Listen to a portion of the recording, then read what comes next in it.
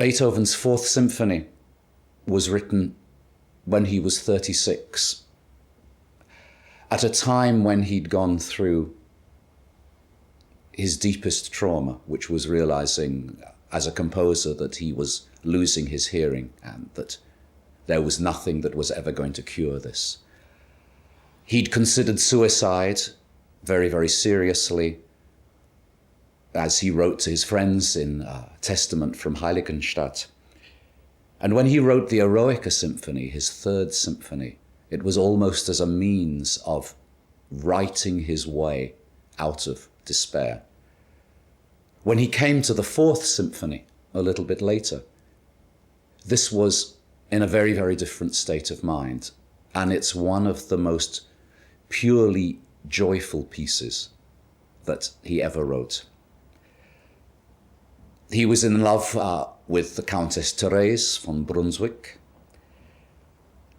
And although, like all of his love affairs, it never really got anywhere, somehow the feeling of joy and exploration is alive in every bar of this symphony. But Beethoven starts in really a type of darkness. You don't know what key it is, you don't know where it's going to go. It is as though you're trying to search your way once again out of some kind of despair, some kind of problem. But when daylight comes, it comes in a kind of blinding flash.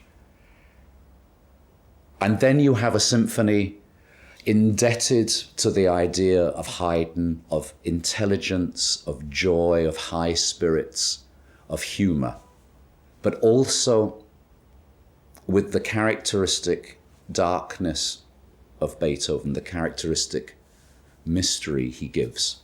In the middle of the first movement, there is a passage once again where all the themes seem to be fragmented and they're searching for where to come. Extraordinary music. The second movement is quite simply one of the great love songs in the literature. And there's times when Beethoven, who seemed so very Deutsch and craggy, could almost appear like an Italian opera composer. And this sings like one of the greatest sopranos in the world.